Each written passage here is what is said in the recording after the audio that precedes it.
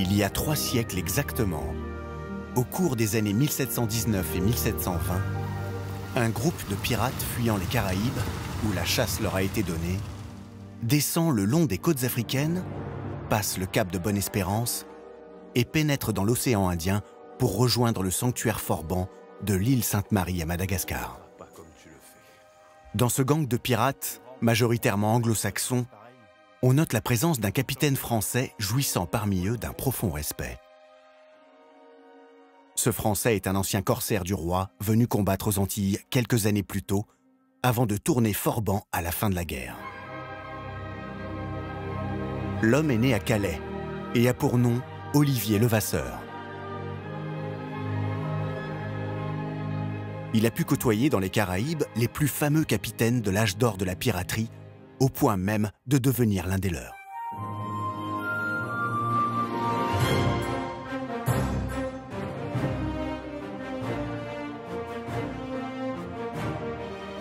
Auteur d'une multitude de pillages, ce pirate français s'est construit une solide réputation sous le surnom inquiétant et mystérieux de la Buse.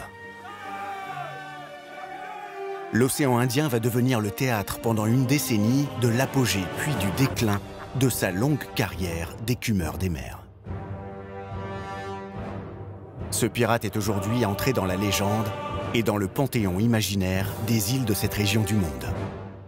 Il y aurait caché un fabuleux trésor que beaucoup, depuis 300 ans, rêvent de découvrir.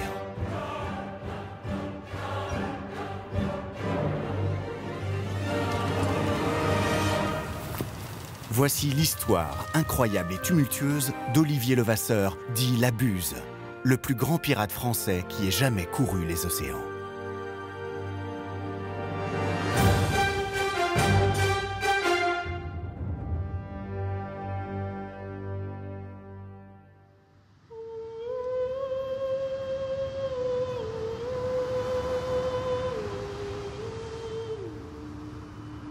L'âge des Forbans dans l'océan Indien, comme dans les Caraïbes, n'a duré dans les faits que quelques décennies.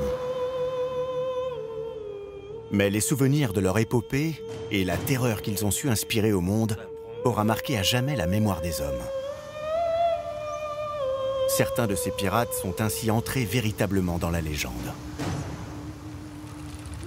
Des recherches récentes et la découverte d'archives inédites nous permettent aujourd'hui de mieux cerner la vie et le destin exceptionnel du pirate français Olivier Levasseur. Le pirate Olivier Levasseur, surnommé la Buse, c'est le pirate le plus célèbre de l'océan Indien. C'est une véritable légende de l'océan Indien. Il y a eu des rumeurs dans les Caraïbes que si vraiment il fallait faire fortune, et le seul endroit où on pouvait encore être libre, c'était dans l'océan Indien. La base naturelle étant Madagascar.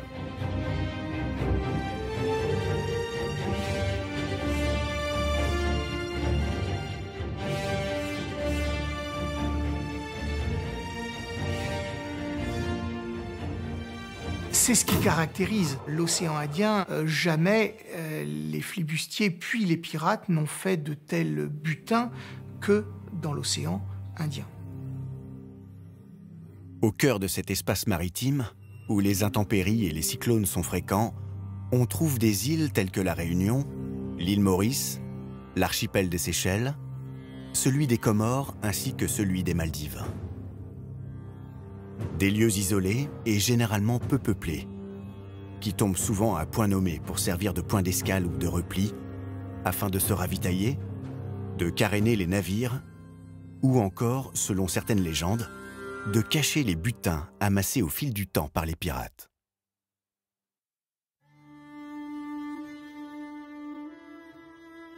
Le pirate, c'est quoi? C'est un aventurier extraordinaire, et il y a toujours le trésor pas loin, le trésor caché qu'on rêve tous de trouver.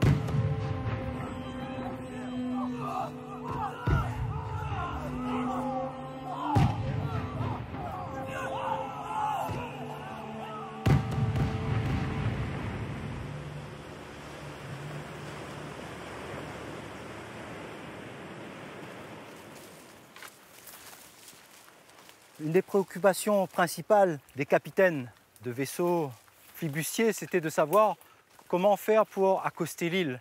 D'autant plus que sur cette partie du sud, il y a très peu d'endroits praticables.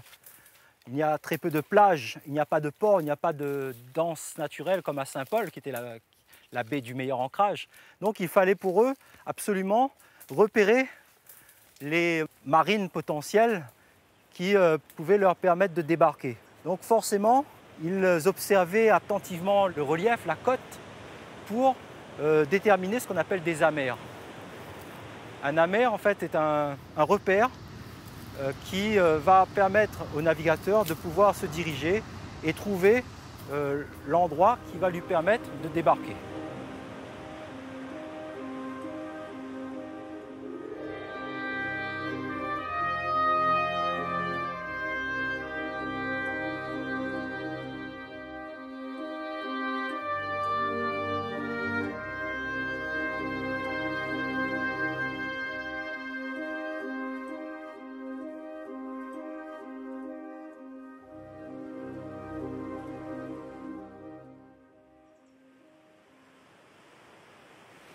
Le débarquement d'un trésor était une opération extrêmement périlleuse, difficile, voire même dangereuse. D'autant plus que sur cette partie de l'île, l'océan est souvent déchaîné avec de fortes houles et bien entendu, cette opération ne pouvait se réaliser que par beau temps. Et à ce moment-là, il est vraisemblable que le navire devait jeter l'ancre à quelques encablures, c'est-à-dire peut-être à 200 ou 300 mètres de la côte, et on mettait des chaloupes à la mer pour transporter le butin jusqu'à la côte.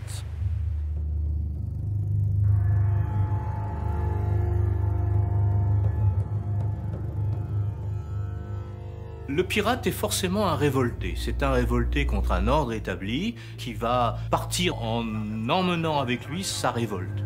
Et c'est sûrement quelqu'un qui aspire à une société plus juste ou à une société qui répondrait à la loi du plus fort. Mais le plus fort physique d'emblée, pas le plus fort par naissance, etc.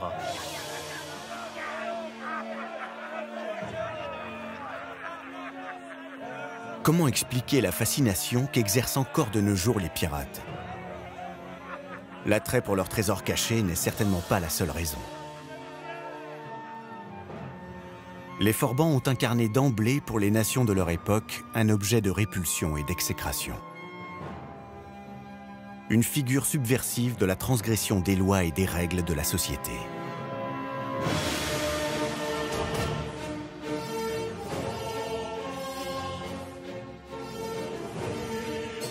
Cette dimension très négative, presque maléfique, était nourrie par les chroniques que l'on faisait de leur cupidité, de leurs crimes, de leur cruauté, voire de leur goût pour la torture.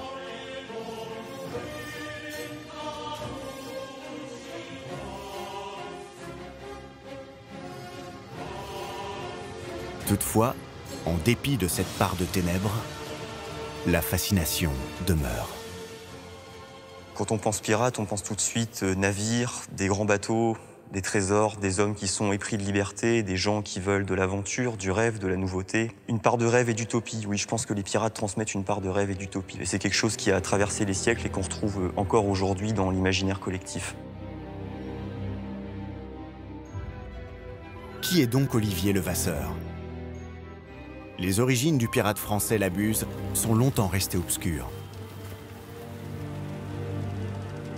Et ce flou relatif concernant sa généalogie a pu laisser le champ libre au fantasme et à l'imagination. Des recherches récentes et la découverte d'archives inédites peuvent toutefois permettre aujourd'hui de remonter la piste et de nous apporter quelques certitudes à son sujet.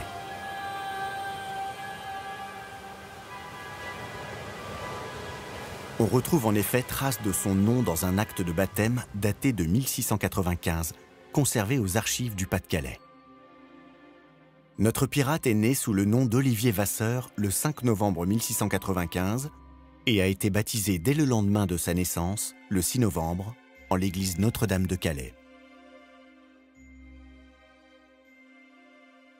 In nomine Patri et Filii et Spiritus Sancti. Amen. Amen. Olivier, au nom du Seigneur, je te baptise. Sa mère, Marie-Anne Jans, porte alors le deuil de son époux défunt. le père d'Olivier Levasseur a été tué, un peu plus de 2 mois avant sa naissance, lors du bombardement du fort Risban par les Anglais à Calais, dans la nuit du 26 au 27 août 1695.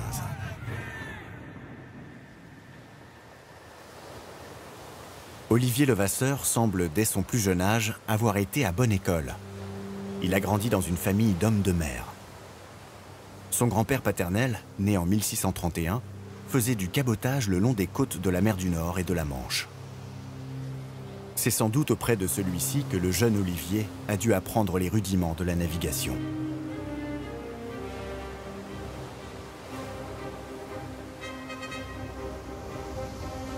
On retrouve également dans les archives sur cette période à Calais un certain capitaine corsaire du nom de Thomas Vasseur, qui commande en 1710 un navire nommé Partisan.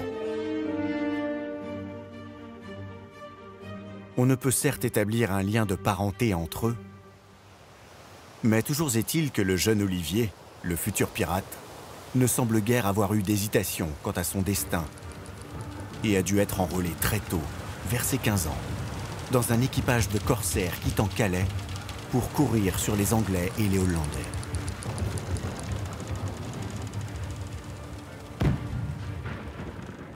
Nous sommes alors en pleine guerre de succession d'Espagne. Un conflit mondial qui enflamme les océans depuis une décennie et qui va faire rage jusqu'en 1713. L'adolescent a dû s'aguerrir ainsi, en apprenant le métier de corsaire et l'art de la guerre maritime.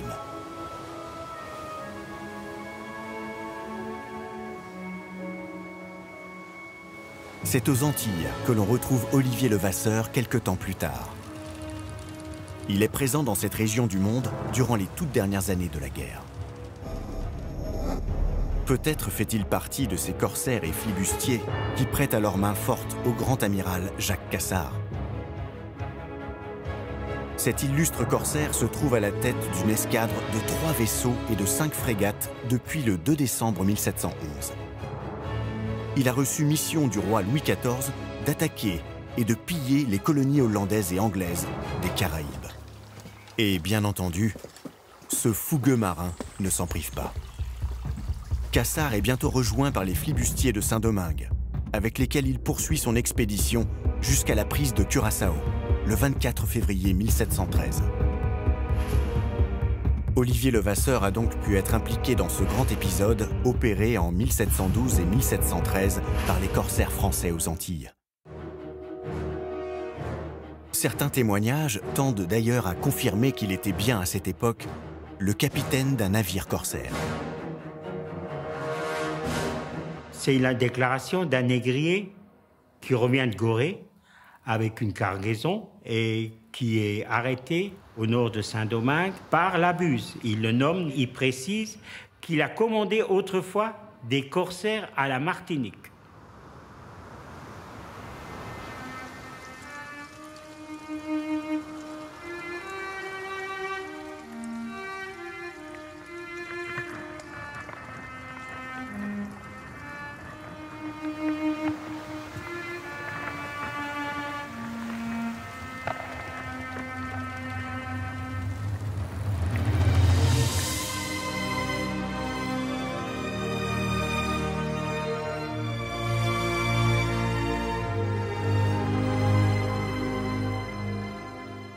La fin de la guerre sonne l'heure d'un grand bouleversement pour tous les corsaires et flibustiers combattant aux Antilles. Une paix générale est publiée le jeudi 24 août 1713 à la Martinique. Elle met aussitôt un terme à la légalité de leurs actions sur les océans. En effet, la légitimité d'un corsaire, quel qu'il soit, ne vaut que par temps de guerre. Les règles existantes en la matière, c'était des règles concernant la guerre de course des corsaires, et les corsaires sont donc des supplétifs de la marine nationale qui vont accepter de n'attaquer qu'en période de guerre et uniquement les ennemis de leur roi. Et là, vous avez les corsaires. Eux, ils sont protégés par des règles de la guerre. Mais le pirate, il est forban, il est en dehors de toutes les règles. Les corsaires sont ainsi autorisés par un document appelé lettre de marque ou lettre de commission, émanant de leurs monarques respectifs, à attaquer tout navire battant pavillon ennemi. Mais une fois la paix revenue, ces lettres de marque deviennent caduques. Un corsaire ou un flibustier qui continue dès lors ses attaques et ses pillages bascule aussitôt dans l'illégalité. Il tourne forban, pour reprendre l'expression de l'époque. Voilà précisément ce qui va arriver au capitaine Olivier Levasseur. Mais il n'est pas le seul dans ce cas. Ils sont même des milliers, principalement anglais, à vivre ce même destin. Pour prendre l'exemple anglais, il y avait 40 000 personnes qui vivaient dans la Royal Navy et dans les corsaires pendant la guerre, et du jour au lendemain, il n'y en a plus que 10 000. Donc, grosso modo, il y en a 30 000 qui se retrouvent sur le carreau, qui n'ont plus de moyens de subsistance, et c'est parmi eux que vont se recruter l'essentiel des troupes pirates. La piraterie, c'est un phénomène qui est vieux comme le monde, hein. C'est le banditisme sur les mers. On trouve des pirates sous l'Antiquité, on en trouve dans l'Antiquité grecque, dans l'Antiquité romaine, mais la piraterie, quand on l'évoque aujourd'hui, nous suggère plus des périodes plus récentes, voire l'époque contemporaine, puisque malheureusement c'est un phénomène qui a tendance à renaître.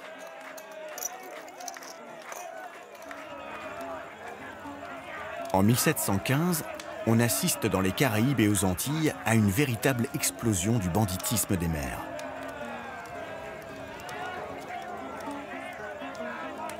La piraterie occidentale connaît soudain son essor le plus considérable en nombre d'individus. C'est l'âge d'or de la piraterie, qui voit se rassembler en son sein des milliers d'hommes laissés dans le désœuvrement, la misère et l'oisiveté. Ce terrifiant phénomène des forbans est la conséquence d'un événement majeur de l'histoire du monde intervenu 2 siècles auparavant. La découverte des Amériques en 1492 est le point d'origine de cette expansion. Dans les ports d'Espagne et du Portugal, les richesses fabuleuses que les conquistadors ramènent de leur nouveau territoire frappent tous les esprits et attisent les pires convoitises.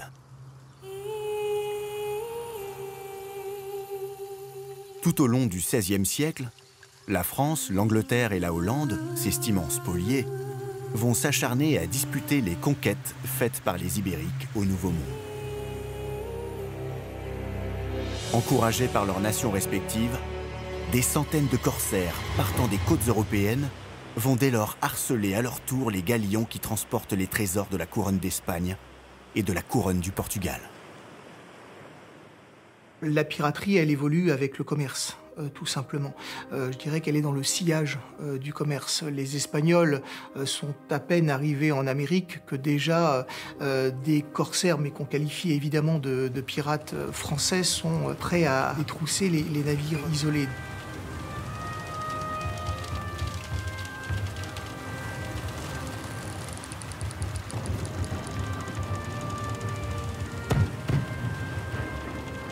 Un autre type de corsaire s'impose au fil du temps. Ce sont les flibustiers, des Européens directement implantés dans les îles du Nouveau Monde et dont on diligente les attaques contre les établissements espagnols. Cependant, l'indocilité de ces flibustiers et leur éloignement géographique les rendent de moins en moins contrôlables. Au début du XVIIe siècle, ces hommes tendent à se regrouper. Les Anglais à la Jamaïque et à la Barbade, les Français sur la petite île de la Tortue, qui va constituer un siècle durant l'un des plus fameux bastions de la flibuste.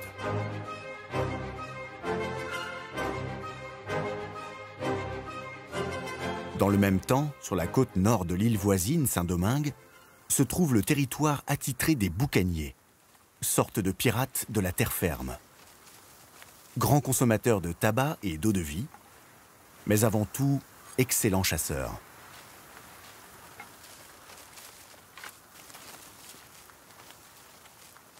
Beaucoup d'Espagnols quittent les Antilles pour aller s'établir en terre ferme.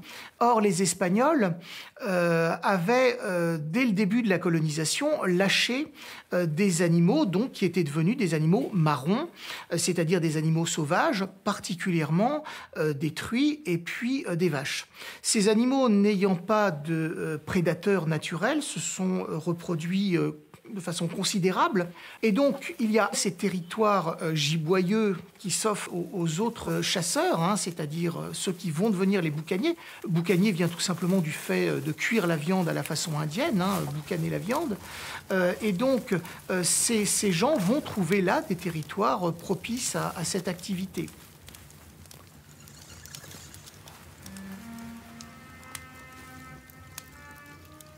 Face à la crainte des expéditions de l'ennemi espagnol, les boucaniers de Saint-Domingue vont rejoindre les flibustiers sur l'île de la Tortue.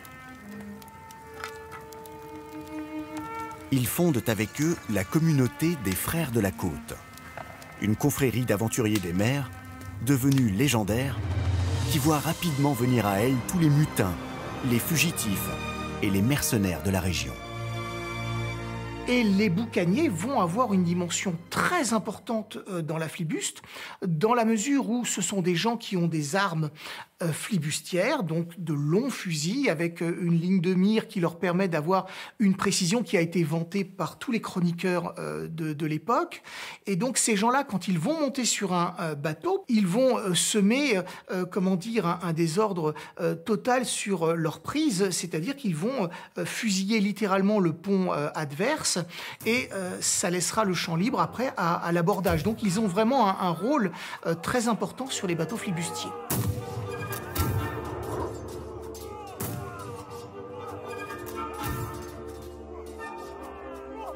Ces parias de toutes les nations refusent de se plier aux règles anciennes. Ils déclarent à qui les questionne qu'ils viennent seulement des mers et qu'ils n'ont point d'autres nations. Leur indépendance et leur cohésion sont pour beaucoup dans l'essor que prend alors la piraterie dans les Caraïbes. Quelques décennies plus tard, à la fin d'une énième guerre entre nations européennes, c'est au tour de la Buse de franchir définitivement le pas. À la fin de la guerre, donc, les fameux corsaires n'ayant plus de travail, la guerre étant terminée, certains sont rentrés au pays et d'autres, comme Olivier Levasseur, ont choisi de poursuivre la guerre de course, donc c'est-à-dire arraisonner des vaisseaux ennemis pour piller leurs richesses, mais cette fois-ci sans autorisation. Donc après la guerre de succession d'Espagne, Olivier Levasseur devient pirate. Il devient pirate suite à un acte de mutinerie. Membre de l'équipage d'un bateau nommé le Postillon, il quitte le fort Saint-Louis au sud de Saint-Domingue le 3 juin 1715. Après quelques encablures, vers les 3 heures de l'après-midi, avec 10 autres mutins, ils sortent les armes dissimulées dans le fond de cale et font prisonnier leur capitaine, un certain Lalande de Rochefort. Prenant ainsi possession du Postillon, qui est un excellent voilier, il constate que celui-ci ne possède en tout et pour tout que 4 canons montés et très peu de poudre. Levasseur, à la tête d'une dizaine de pirates seulement, est conscient du péril et il n'a qu'une hâte, celle de renforcer son équipage au plus vite. Il rejoint dans ce but la Martinique vers le 20 juillet 1715, où il parvient, selon les témoignages, à débaucher une trentaine d'hommes, y compris 3 soldats de la garnison. La carrière de forban du capitaine Labuse peut dès lors véritablement commencer.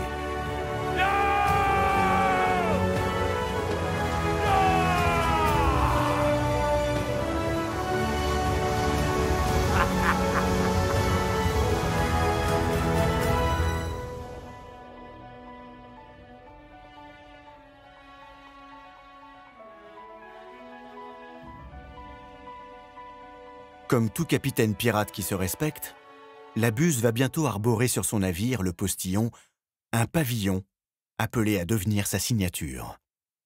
L'historien Jacques Gasser a fait en 2018 la découverte d'un document exceptionnel concernant le sujet. Il s'agit de la déclaration d'un capitaine français ayant subi l'attaque de Labuse en 1715 près du Cap Raphaël, au sud de Saint-Domingue. Et parmi tous les détails que ce capitaine confie à propos de sa mésaventure, il nous donne une description précise du pavillon pirate qu'il a vu flotter ce jour-là au-dessus du Postillon. Une description du drapeau noir de Labuse. En 1715, il avait un drapeau qui est écrit 4 têtes de mort 2 tibias entrecroisés au milieu et les fameuses larmes blanches parsemées dans le drapeau. Probablement son premier drapeau Bourbon.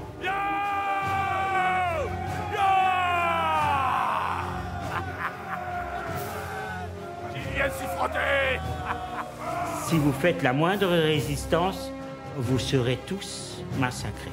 C'est ça que veut signifier le drapeau noir avec la tête de mort et avec les tibias entrecroisés.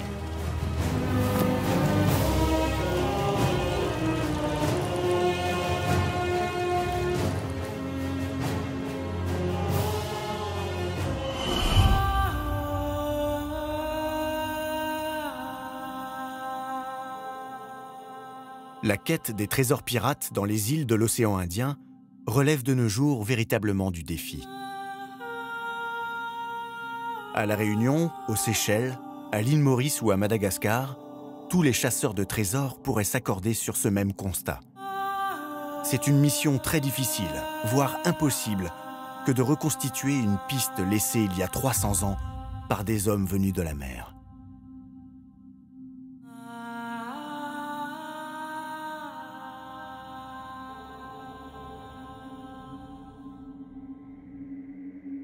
L'érosion naturelle des sols, la prolifération des constructions et des routes, la destruction des éventuels signes ou inscriptions laissés jadis sur les sites, voilà en effet autant d'obstacles insurmontables dans ce type d'investigation.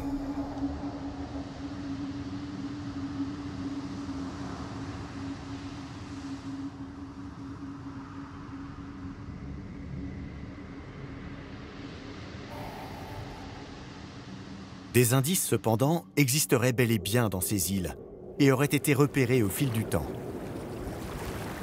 Des indices sur lesquels s'appuient aujourd'hui les diverses théories concernant l'emplacement supposé des trésors pirates. L'un de ces indices nous vient de l'archipel des Seychelles. Dans les années 1920, une dame du nom de Rose Savy, vivant sur l'île Mahé, aurait découvert à la suite d'un raz-de-marée sur sa propriété de Belle-Ombre d'étranges gravures visibles sur les rochers de la plage.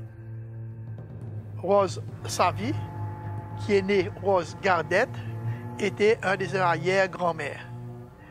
Elle habitait à Belle-Ombre et après un fort raz-de-marée, fort mauvais temps, elle a découvert des marques sur les rochers au bord de mer qu'elle a interprété que c'était un site de trésor. Que c'était le site du fameux trésor de la Buse qui a été enterré à Belle-Ombre.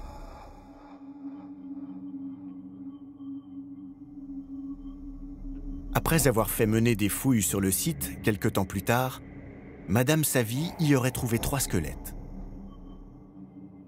L'un d'entre eux était enterré dans une position anormale et présentait les traces d'une mort violente.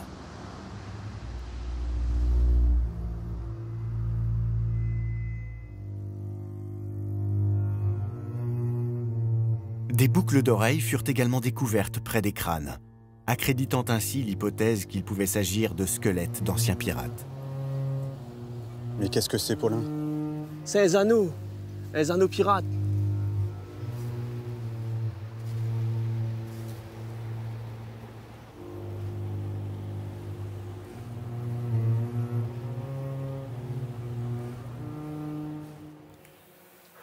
Madame Savy, n'ayez pas d'inquiétude. On m'a transmis ces documents à vous remettre suite aux exhumations qui ont eu lieu sur votre propriété de Belle-Ombre. Il s'agit d'un testament et d'un manuscrit que voici. Il contient, vous le constaterez, une sorte de message crypté permettant de trouver l'emplacement d'un trésor de pirate. Un trésor de pirate? Oui, je sais. Non. Cela correspondrait aux rumeurs qui agitent Mahé en ce moment. Beaucoup de gens pensent que c'est chez vous qu'est le trésor du Forban. Voici de quoi en trouver le gîte. Comment une telle chose pourrait-elle être possible?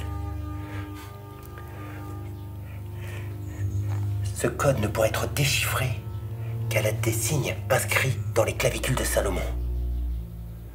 C'est un ouvrage très rare, dont peu de personnes ont connaissance. Moi-même, je ne saurais vous dire où trouver ce livre, chère madame.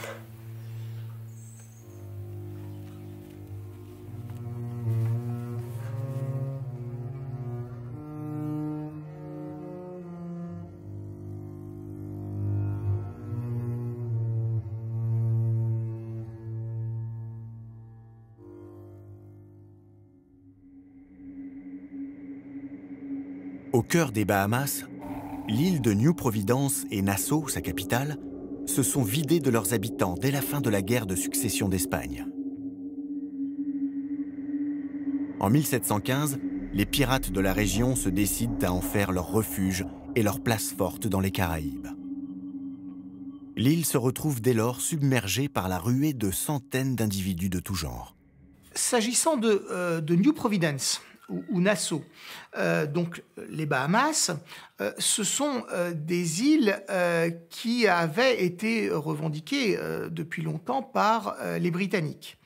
Mais pendant la guerre de succession d'Espagne, des forces franco-espagnoles avaient à plusieurs reprises vidé les îles de leurs habitants. Le résultat, c'est qu'à la fin de la guerre, ces îles sont suffisamment inoccupées pour que les pirates y trouvent un asile, et pas seulement un asile, ils trouvent aussi l'occasion d'y liquider leur prise.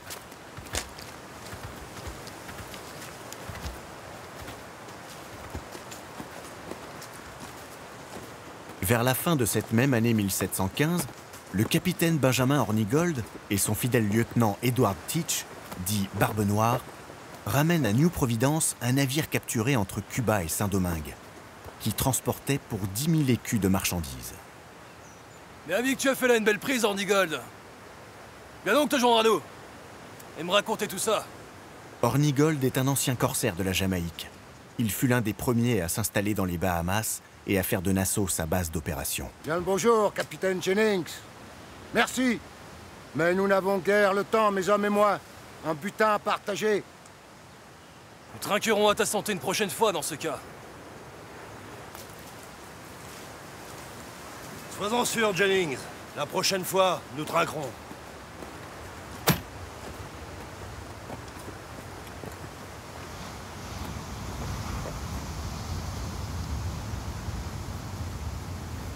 Où tu vas, toi?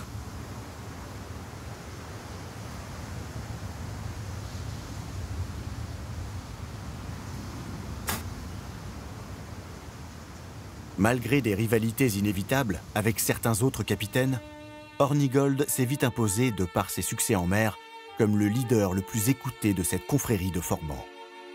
Une confrérie qui s'est d'ailleurs baptisée elle-même le Flying Gang.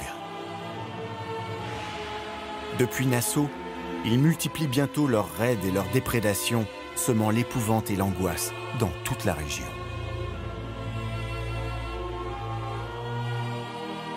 Au mois de mars 1716, la carrière du capitaine Labuse va prendre un tournant capital. Aux commandes du postillon, il va faire la rencontre du capitaine Hornigold, dont le navire nommé le Benjamin est monté d'un équipage de 70 hommes. Les deux compagnies décident de s'associer et d'unir leurs forces dans leurs offensives pirates.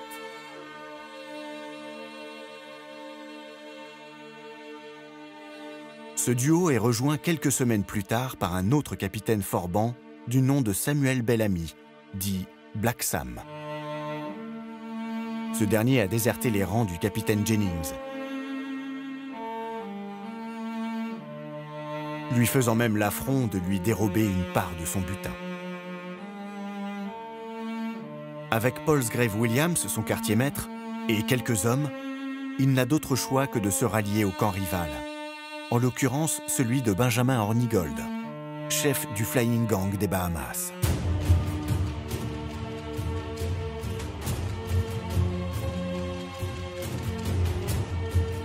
Pendant 4 mois, de mai à août 1716, Hornigold, Labuse et Bellamy vont former un redoutable escadron de navires pirates et s'efforcer d'écumer la région.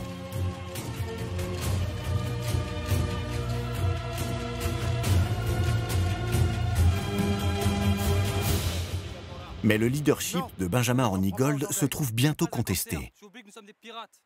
On lui reproche ses principes désuets de corsaire et son entêtement à refuser de piller les navires de ses compatriotes anglais.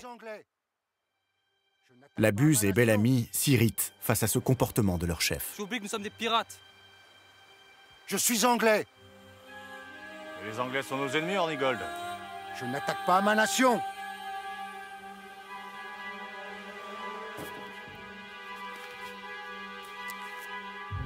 Pourquoi devrait-il renoncer aux prises sur les Anglais?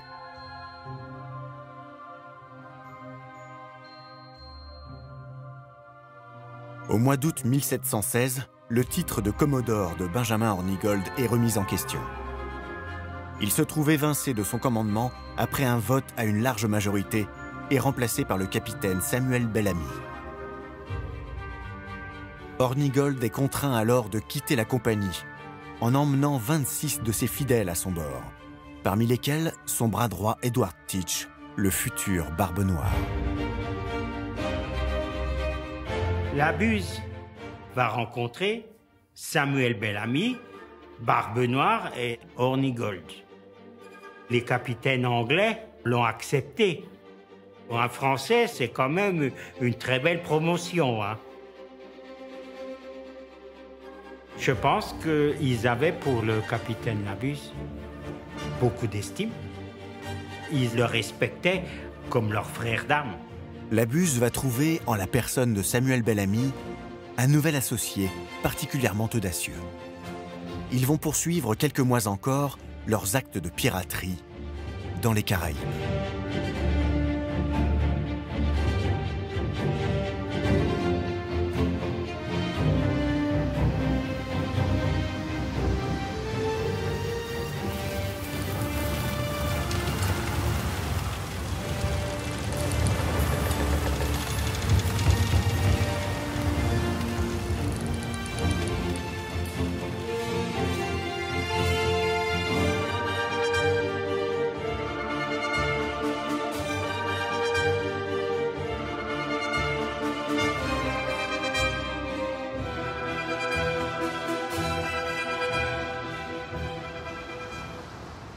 Bellamy et Labuse vont faire un grand nombre de prises jusqu'à la fin de l'année 1716. Pendant 3 mois, ils décident de croiser le long de la côte de Saint-Domingue à l'affût de toute embarcation. Le 16 septembre 1716, ces 2 pirates prennent la Sylvie Galère, un navire marchand de La Rochelle commandé par le capitaine Étienne Nezero. Le butin s'élève à 30 000 livres d'argent. Selon les chroniques, le partage entre les 2 équipages se serait déroulé de manière peu conventionnelle, les pirates ayant pris un pot de chambre comme instrument de mesure.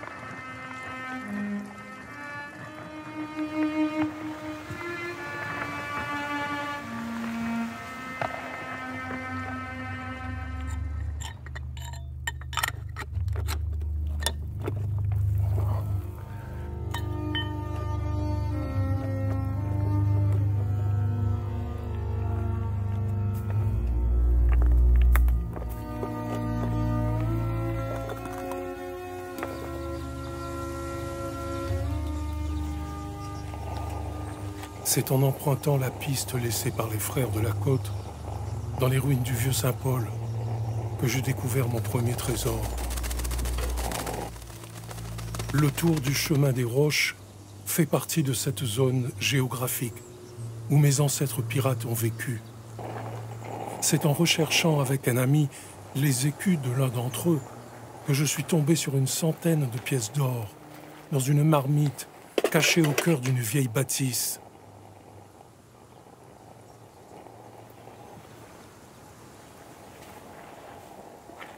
Des briques incrustées dans les murs m'ont donné la clé.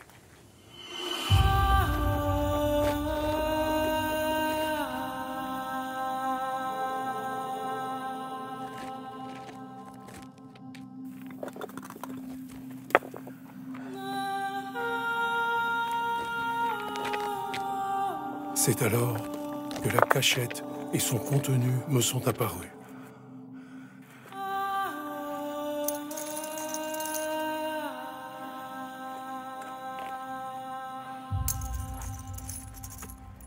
Il existe d'autres trésors à La Réunion. J'en suis persuadé. Personnellement, je pense que ces pièces provenaient d'un trésor familial, parce qu'il faut bien différencier à La Réunion, il y a deux types de trésors. Il y a les trésors que les pirates auraient pu cacher pour une campagne, et puis il y a les trésors familiaux, parce que bien sûr, au XVIIe et au XVIIIe siècle, les colons il n'y avait pas de banque, donc ils cachaient leurs magots sous le plancher, dans la maçonnerie. C'est vrai que cette marmite a excité l'imagination de beaucoup de gens. Moi, personnellement, j'ai vu ces pièces. Je devais avoir peut-être 10-11 ans. Il avait une sorte de sacoche. Dedans, il y avait plein de petites pièces. Et il en a sorti une. Et elle brillait au soleil. Et quand il brandissait cette pièce-là, voilà, c'était la preuve qu'il était sur le bon chemin, exactement. Et c'est vrai que ça a nourri mon imagination, quoi. Dès l'instant où il a eu entre les mains ce fameux cryptogramme, il s'est lancé dans une quête et qui est certainement devenue la quête de sa vie. Je crois que le trésor de la Buse a été le trésor qu'il a recherché pendant de nombreuses années. Le cryptogramme de la Buse, c'est un document écrit dans un alphabet secret qu'on appelle l'alphabet franc-maçon. C'est le document qui aurait été soi-disant jeté par la Buse lors de sa fin, juste avant sa pendaison, et qui permettrait de retrouver les fameux trésors du pirate. Donc ce fameux cryptogramme, pour lui, était la clé qui allait le mener au trésor de la Buse. Et effectivement, s'il avait pu retourner toute l'île, il l'aurait fait. Le postillon, du capitaine Labuse, et la Marianne, du capitaine Bel-Ami, quittent bientôt la côte de Saint-Domingue pour remonter les vents alizés en direction des îles Vierges.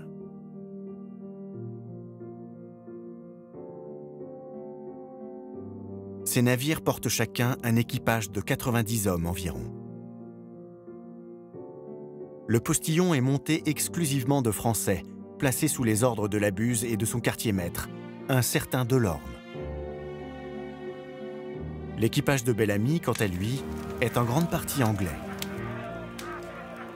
Le 20 novembre 1716, dans le passage entre les îles de Saint-Thomas et de Sainte-Croix, les pirates s'emparent d'un navire nommé la Bonetta.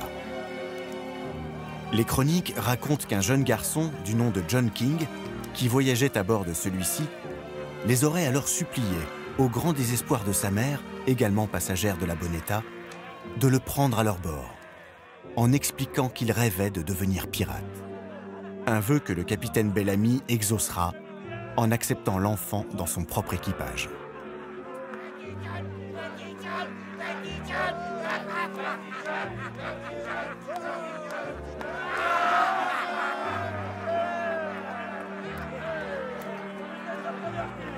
Après quelques nouvelles prises, les Forbans décident de faire halte sur l'île de la Blanquilla.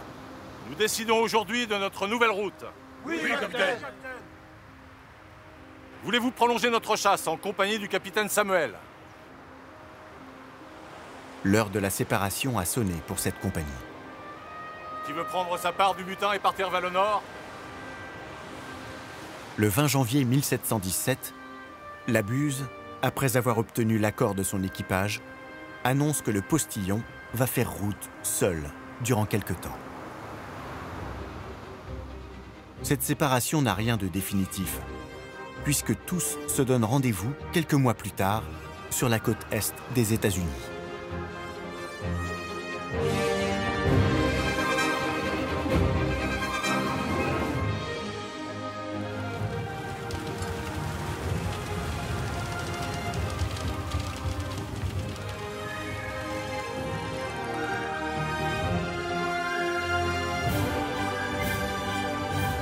Mais le destin va se montrer cruel pour le capitaine Bel-Ami.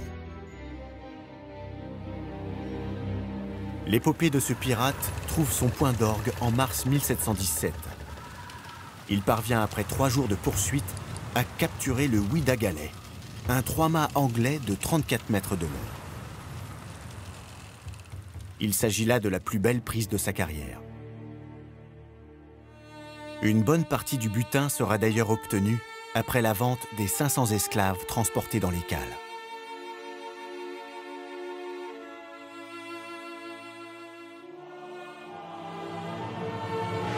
Mais au début du mois d'avril 1717, un épais brouillard va séparer les navires de Samuel Bellamy et de Palsgrave Williams, qui se perdent de vue au large de la Virginie. Rien de grave cependant. Il a été convenu en telle situation de se retrouver le mois suivant sur la côte est des États-Unis.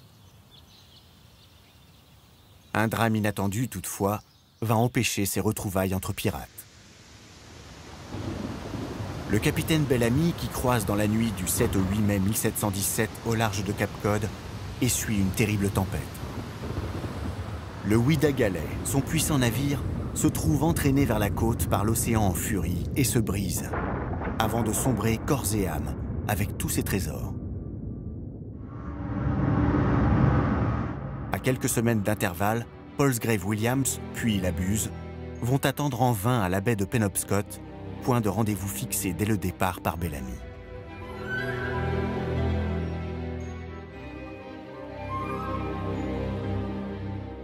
Après quelque temps passé à attaquer les morutiers de Terre-Neuve, la Buse, rendu sans doute inquiet par cette absence de ses associés, décide de rallier l'île de New Providence dans les Bahamas pour s'en aller quérir de nouvelles alliances auprès des pirates anglais de Nassau.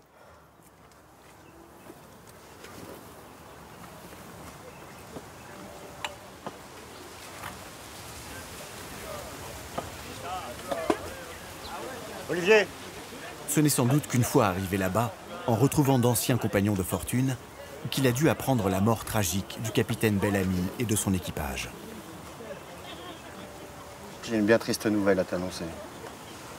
Laissez-nous.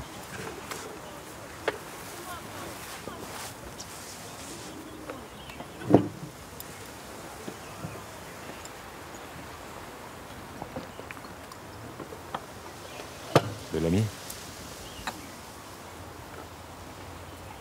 Il est mort. Son bateau a fait naufrage au large de Cap Cod. Et quand cela est-il arrivé?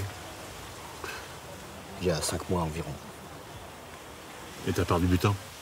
Ah, ma part du butin. Coulé. Dans les cales de ce maudit Ouida. Samuel a tout emmené avec lui.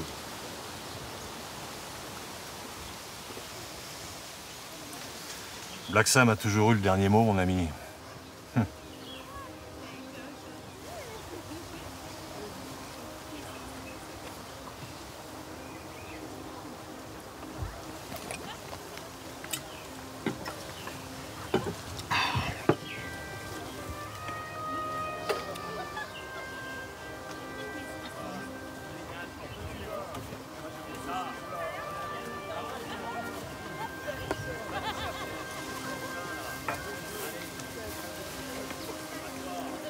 Alors, où en étions-nous?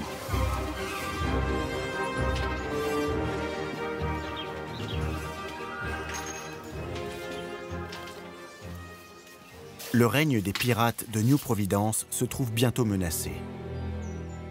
Depuis le mois de février 1718, Benjamin Bennett, gouverneur des Bermudes, a fait distribuer à Nassau les copies de la proclamation de l'amnistie que le roi d'Angleterre Georges Ier souhaite offrir à tous les pirates désireux de se soumettre. Oui, que voulez-vous? Monsieur, j'ai une missive de son Excellence le gouverneur Bennett à votre attention.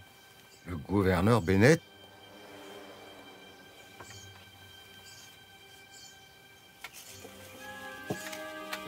C'est une chance unique pour eux de sauver leur vie, en renonçant définitivement au métier de forban.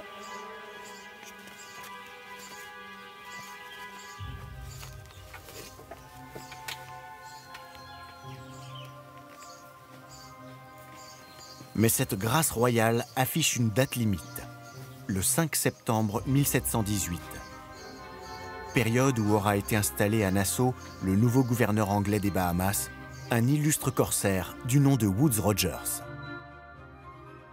Ce dernier a reçu pour mission d'éradiquer à la racine ce fléau des pirates. Le pardon royal, offert avant son arrivée, a pour objectif de faciliter sa reconquête des Bahamas, en divisant la communauté des Forbans. Hornigold et quelques centaines d'autres pirates se font une joie d'accepter cette grâce du roi Georges Ier. On ne se soumettra pas comme tu le fais.